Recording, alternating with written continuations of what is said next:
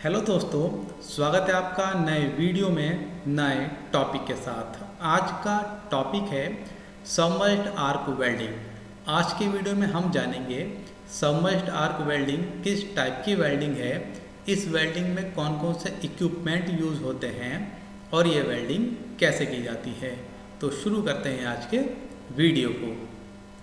तो सबसे पहले हम जानेंगे सबमर्ज्ड आर्क वेल्डिंग होती क्या है।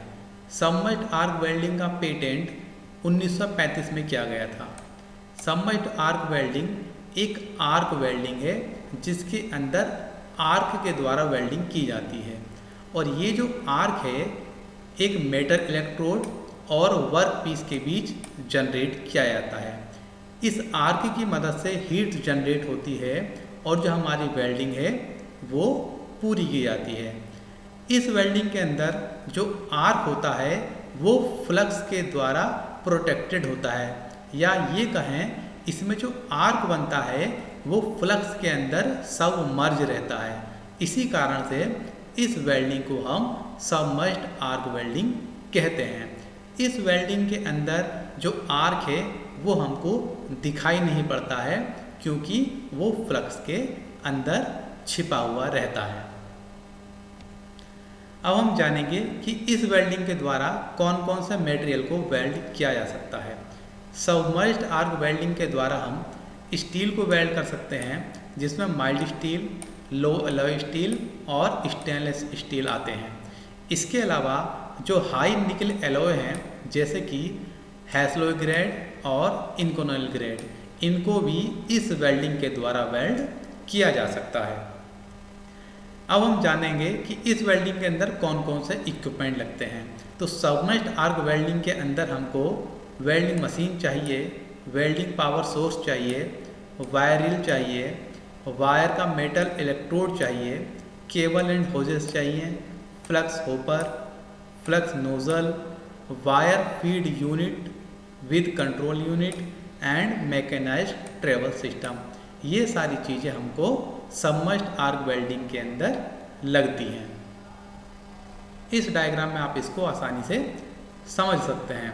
यह है हमारा फ्लक्स हॉपर जिसमें फ्लक्स भरा रहता है। यह है फ्लक्स नोजल जिससे फ्लक्स वेल्डिंग जॉइंट्स पर आता है। यह है वायर रील जिस पर हमारा जो वायर का इलेक्ट्रोड है वो लिपटा हुआ रहता है।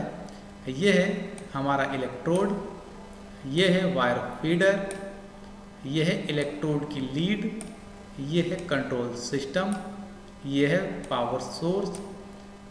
यह है हमारा वर्क लीड और यह है हमारा वर्क पीस। और इसके अंदर जो वेल्डिंग की डायरेक्शन है वो लेफ्ट टू राइट है। इस पिक्चर में आप देख सकते हैं कि जब आप रियल में इस मशीन को देखेंगे तो वो ऐसी दिखाई पड़ेगी, जिसमें आप देखेंगे ये जो है हमारा वायर इलेक्ट्रोड है।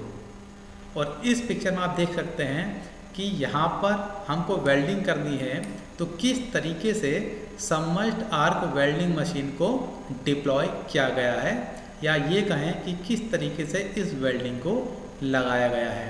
तो आप यहाँ देख सकते हैं ये हमारा वायर इलेक्ट्रोड की रील है और ये वायर इलेक्ट्रोड जा रहा है। ये हमारा फ्लक्स का हॉपर है और हमारा जो फ्लक्स है इस हॉज के द्वारा यहाँ पर आएगा। वेल्डिंग मशीन में पावर सप्लाई कैसी होनी चाहिए। तो सबमर्ज्ड आर्क वेल्डिंग में हम एसी और डीसी दोनों तरीके की पावर सप्लाई का यूज़ कर सकते हैं। इस वेल्डिंग के अंदर 300 एम्पियर से लेकर 1500 एम्पियर तक का करंट और 25 से लेकर 35 वोल्ट तक का करंट यूज़ किया जाता है। जब हम डीसी पावर का यूज़ करते हैं तब हम वहाँ पर यूज़ करेंगे जहाँ पर हमारा सेमी ऑटोमेटिक एप्लीकेशन हो।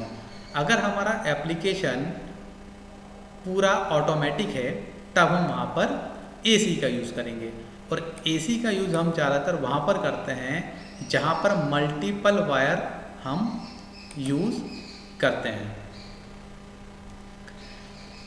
हमारा जो करंट है वो वायर के डायामीटर पर भी डिपेंड करता है, जो आप इस टेबल से समझ सकते हैं। अगर हमारा वायर का डायामीटर 2 mm है तो हमारा एम्पियर 200 से 500 हो जाएगा। अगर हमारा वायर का डायमीटर 4 mm है तो जो हमारा एम्पियर है वो 400 से 800 एम्पियर तक हो जाएगा। तो आप यहाँ पर देखेंगे जिस तरीके से डायमीटर इंक्रीज हो रहा है वैसे वैसे हमारा जो एम्पियर है वो भी इंक्रीज हो रहा है। Electrode wire, submerged arc welding के अंदर फिलर मटेरियल के रूप में हम इलेक्ट्रोड वायर का यूज़ करते हैं और इस वायर की जो थिकनेस है वो 1.6 mm से लेकर 6 mm तक हो सकती है। फ्लक्स, सबमर्ज्ड आर्क वेल्डिंग के अंदर हम फ्लक्स के रूप में लाइम, सिलिका, मैग्नीज और कैल्शियम फ्लोराइड का यूज़ करते हैं। जब भी हम कोई वेल्डिंग करते हैं तो पोलैरिटी का ज़रूर यूज़ करते हैं। तो सबमर्ज्ड आर्क वेल्डिंग के अंदर हम 2 टाइप की पोलैरिटी का यूज़ करते हैं, reverse polarity and straight polarity.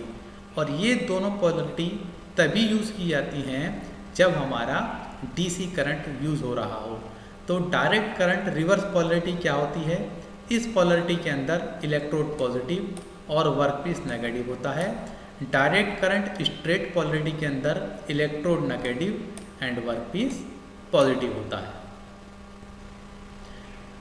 Submerged arc welding के अंदर एक और क्राइटेरिया है अच्छी वेल्डिंग करने का, वो है इलेक्ट्रिकल स्टिक आउट। तो इलेक्ट्रिकल स्टिक आउट होता क्या है?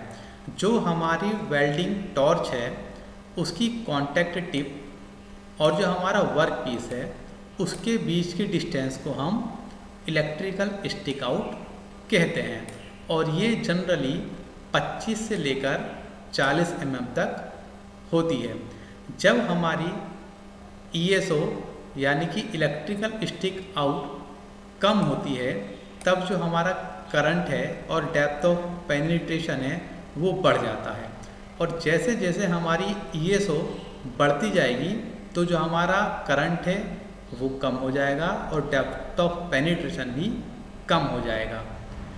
आप इस चार्ट से भी समझ सकते हैं कि यहाँ पर जब हमारा ESO कम होगा तब जो हमारा वायर प्री हीट है वो कम होगा और जो हमारा ESO ज़्यादा होगा तो वायर प्री हीटिंग ज़्यादा होगी। लेकिन जो हमारा डिपोजिशन रेट है वो किसी भी ESO के अंदर कांस्टेंट रहेगा। अब हम जानेंगे कि सबमर्ज्ड आर्क वेल्डिंग कैसे की जाती है। तो इस डायग्राम से आप इसको आसानी से समझ सकते हैं। जब भी हमको किसी भी वर्कपीस पर वेल्डिंग करनी होती है तो इस तरीके से मशीन को इंस्टॉल किया जाता है। यह है हमारा वर्कपीस और यह है हमारा वेल्डिंग जॉइंट्स जिसमें एक ग्रुप 1 रखा है और आप देखेंगे ये फ्लक्स का हॉपर है जिसमें से फ्लक्स आता है और इस फ्लक्स नोज़ल की मदद से यहाँ पर डिपॉजिट होता है और यह है हमारा इलेक्ट्रोड जो कि इस वायर रील पर लिपटा हुआ रहता है और इस वायर फीडर की मदद से ये कंटिन्यू फीड होता रहता है और इसी इलेक्ट्रोड और वर्क पीस के बीच में आर्क जनरेट होता है। इस पिक्चर में आप देखेंगे इसमें जो हमारा इलेक्ट्रोड है वो प्लस चार्ज है और जो हमारा वर्क पीस है वो माइनस चार्ज है।